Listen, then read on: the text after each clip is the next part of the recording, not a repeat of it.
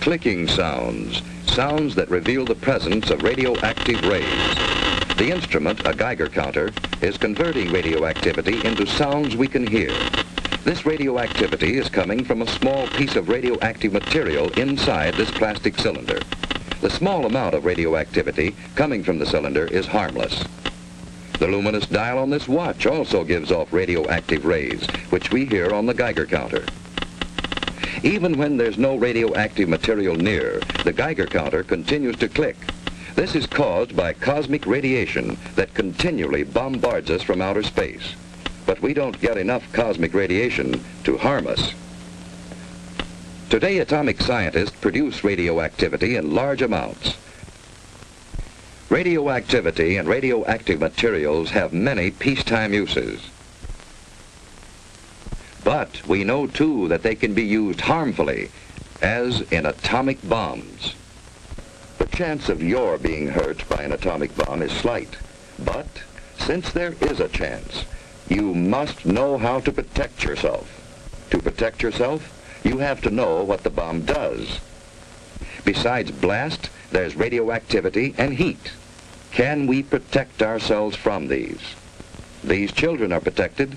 Concrete walls help stop radioactivity. Any wall stops the heat.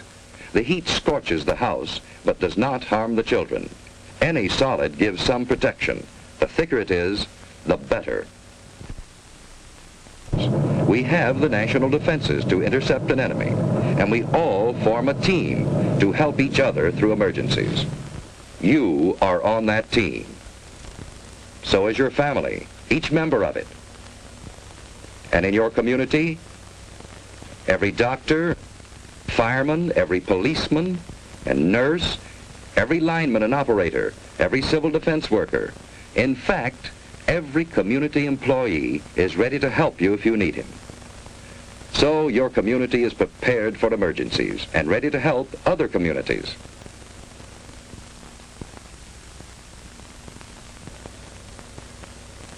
We have state and national headquarters for civil defense. And your city has a civil defense corps. We have a warning system and a system of defense. Yes, we have the equipment and the people for an effective team. But, like any team, it can win only when everyone knows his job and does it well. What is your job?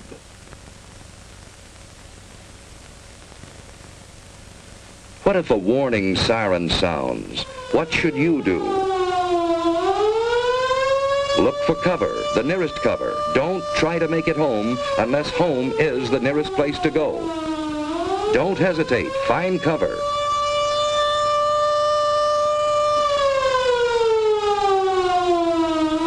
Everyone is in on this. Strangers will understand.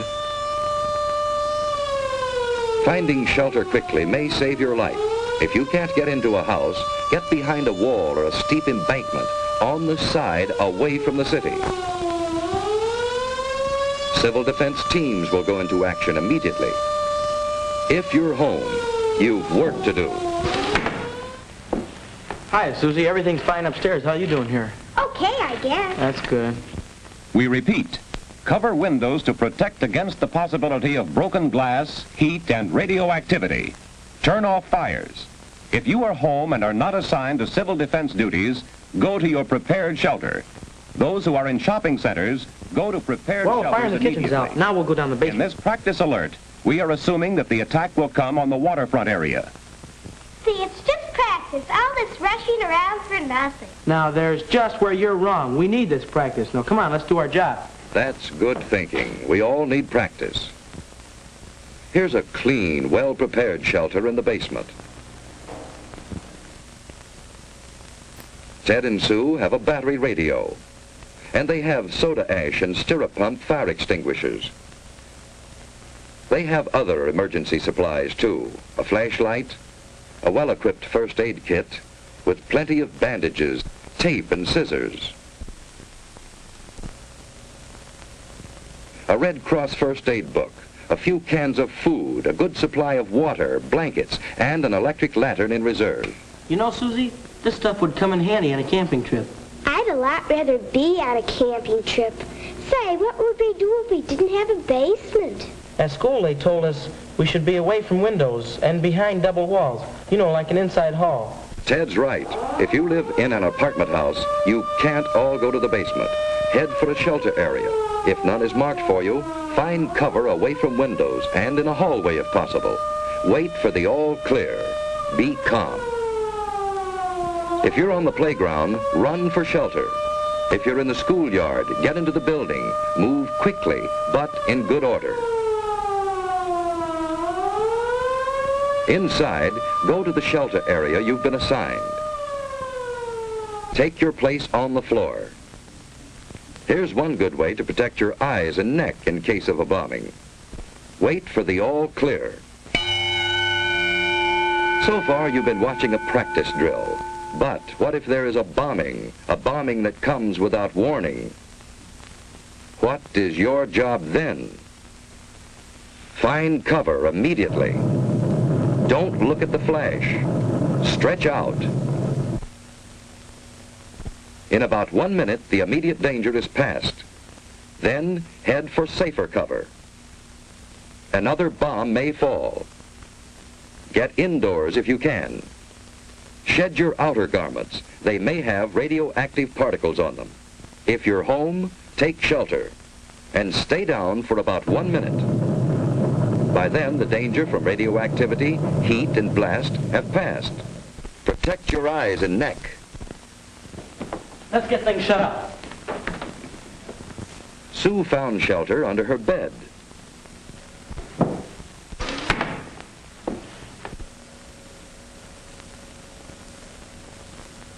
It's dead. Let's get the battery set. When the house current is off, that battery radio is essential. Keep tuned in.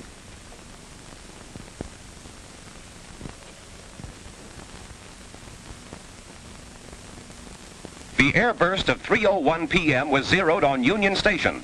Heavy damage extends from about 14th Street north to as far south as the waterfront. You know, we're lucky. To western. That blast was miles Stay from there. under cover unless you have civil defense to... I've just been handed a bulletin. There's been an underwater burst at the waterfront. Water thrown up by the bomb is falling as mist and rain, and it is radioactive.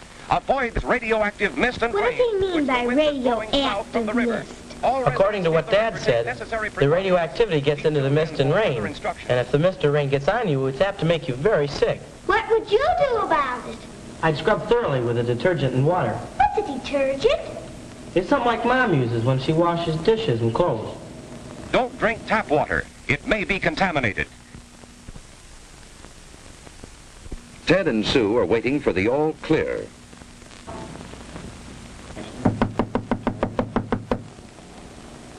I'll see who it is. Hello, who's there? It's your block warden, Mr. Carlson. Come on in, Mr. Carlson. Hello, Ted. Hello. Ted, this is Mr. Franklin, our radiological monitor. He's here to check for any radioactivity. I saw your mother down the shopping center. She's fine.